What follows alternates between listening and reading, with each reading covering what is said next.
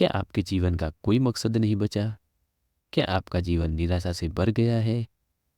क्या आपको लगता है कि दुनिया के सारे दुख और पीड़ा आप पर ही आते हैं? तो ये वीडियो आपके लिए है। नमस्कार, आप सभी का स्वागत है हमारे YouTube चैनल बुक बाथ में।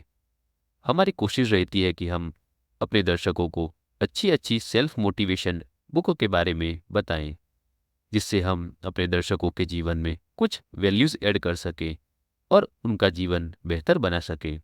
जिंदगी में कैसी भी मुश्किलें आए, कैसी भी परिस्थितियाँ हो, हमें हार नहीं माननी चाहिए। हमें अपने जीवन का असली मकसद, असली उद्देश्य ढूंढना चाहिए। इस किताब में हम यही जानेंगे कि कैसे हम जिंदगी का असली मकसद ढूंढ सकते हैं, कैसे कई यातनाओं के बावजूद हम मुश्किल परिस्थितियों में से बाहर निकलकर विजय पा सकते हैं। यह बुक है विक्टर फ्रैंकल द्वारा लिखी गई मैन्स सर्च फॉर मीनिंग। 1945 में लिखी गई इस बुक का प्रथम एडिशन जर्मन भाषा में था। इस प्रथम एडिशन में तो विक्टर फ्रैंकल का नाम तक लिखा नहीं था। बाद में अगले एडिशन में उनके नाम का जिक्र किया गया। अब तक इस बुक की सैकड़ों कॉपियां बिक चुकी है।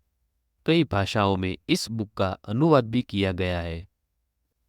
इतने सालों के बाद भी अब तक इस बुक की लोकप्रियता बरकरार है। आज भी अमेज़न और फ्लिपकार्ट जैसी शॉपिंग साइट पर यह बुक बेस्ट सेलिंग बुक की कैटेगरी में शामिल है। तो चलिए चलते हैं इस बेहतरीन बुक में एक गोता लगाने के लिए। Man search for meaning. यह बुक विक्टर फ्रैंकल द्वारा लिखी गई उनकी बेस्ट सेलर बुक है।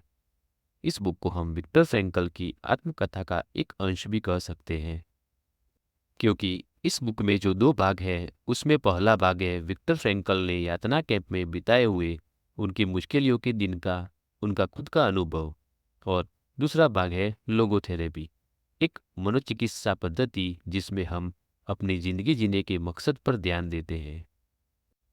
विक्टर फ्रैंकल का जन्म ऑस्ट्रिया में हुआ था।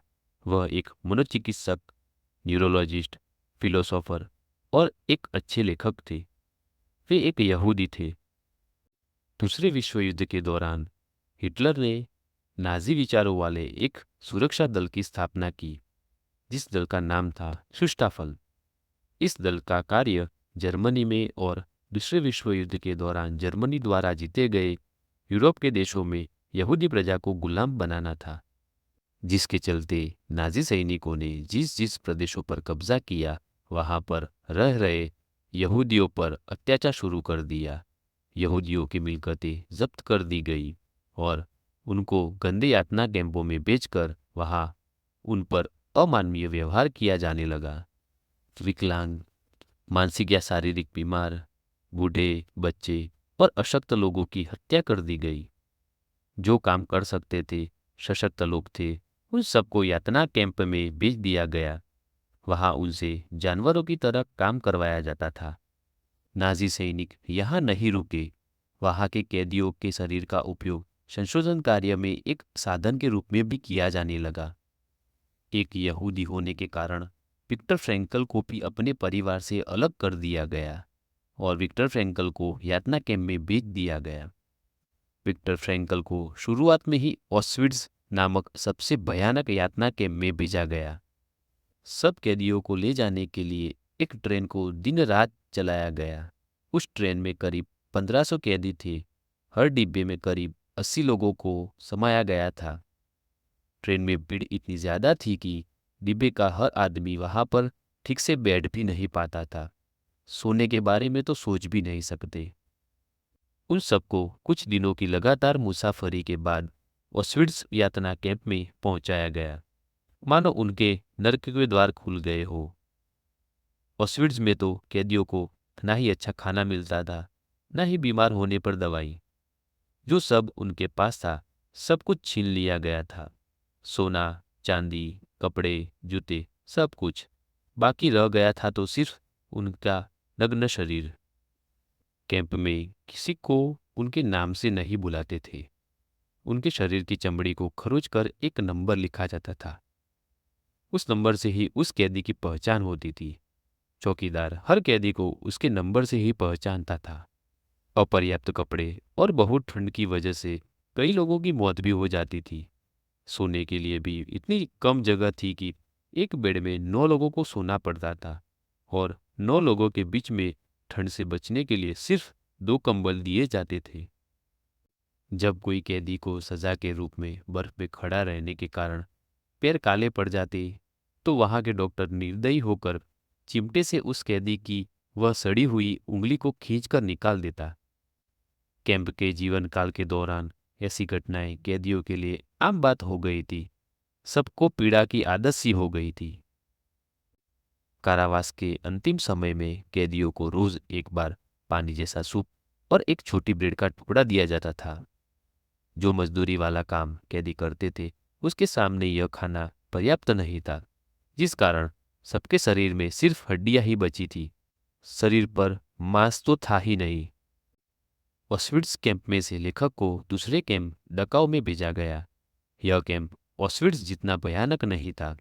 यहाँ पर कोई गैस चैम्बर नहीं था जहाँ कैदियों को मौत के घाट उतार दिया जाता था। इस कैंप में विक्टर फ्रैंकल को टाइफाइड वाले सेक्शन में भेजा गया।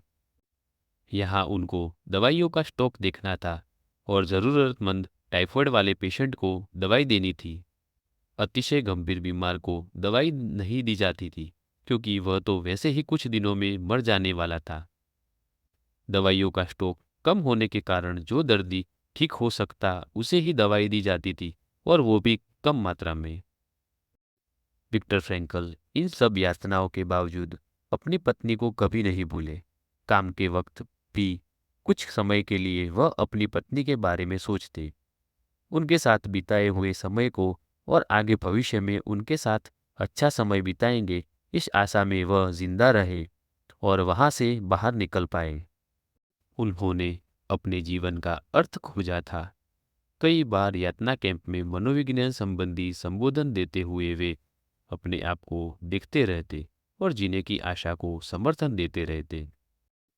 अंत में जब कैंप में से मुक्त होने का दिन आया, तब कोई भी उस पर यकीन नहीं कर सकता था। सब लोग मुक्त हो चुके थे, लेकिन किसी का मन इस बात को मानने के लिए तैयार नहीं था। सबकी मानसिक स्थिति वही कैदियों वाली हो गई थी। सब लोग आनंद को महसूस करने की क्षमता गंवा चुके थे। इस मानसिक स्थिति से बाहर निकलने के लिए उन सबको कुछ वक्त भी लगा। यातना कैंप का जीवन इतना कठिन और पीड़ादायक था कि हर 28 कैदी में से सिर्फ 1 या 2 ही बच पाए। इनमें विक्टर फ्रैंकल और उनके जैसे कुछ ही लोग। यह सब लोग बच पाए क्योंकि उन्होंने अपनी जिंदगी का असली मकसद खोज लिया था। इसी के चलते उनको एक आशा की किरण दिखाई दी और अंत में वह सब मुक्त हो सके। चलिए अब जानते हैं लोगोथेरेपी के बारे में, जिसका जिक्र विक्टर फ्रैंकल ने इस बुक में किया है। यह एक मनोवैज्ञानिक चिकित्सा पद्धति है। इसमें लोगो एक ग्रीक शब्द है जिसका मतलब होता है अर्थ। यह पद्धति बताती है कि जीवन में अर्थ की खोज ही मनुष्य की मुख्य प्रेरक शक्ति है। कष्ट या कठिनाई के समय भी व्यक्ति अपने जीवन का उद्देश्य और अर्थ खोज सकता है। लोगोथेरेपी शब्द का मतलब है अर्थ के माध्यम से उपचार। फ्रैंकल के अनुसार यदि व्यक्ति अपने जीवन में अर्थ खोजने में सफल हो जाता है, तो वह दुख और संकट के समय में भी सकारात्मक परिवर्तन ला सकता है। विक्टर फ्रैंकल ने द्वितीय विश्व युद्ध के दौरान यातना कैंप में बिताए अपने अनुभवों से यह सिद्धांत विकसित किया है। उन्होंने जाना कि जिन कैदियों ने अपने जीवन में उद्देश्य या अर्थ पहचाना, वे विपरीत परिस्थितियों में भी जीवित रह सके और मानसिक रूप से मजबूत बने। उनका निष्कर्ष था कि हम कष्ट एवं पीड़ा को रोक नहीं सकते, लेकिन उसका सामना अर्थपूर्ण तरीके से कर सकते हैं। संक्षिप्त में कहे तो लोगोथेरेपी वह चिकित्सा पद्धति है जिसमें व्यक्ति अपनी कठिनाइयाँ और दर्द में अपने जीवन के उद्देश्य या अर्थ को खोजकर मानसिक शक्ति प्राप्त करता है और जीवन को अर्थपूर्ण बनाता है। आप सभी को हमारी बुक समरी कैसी लगी कमेंट में ज़रूर बताएं और हमें मोटिवेट करने के लिए लाइक एंड सब्सक्राइब ज़रूर करें ताकि हम आपके लिए ऐसी इंस्पायरिंग बुक समरी लाते रहें।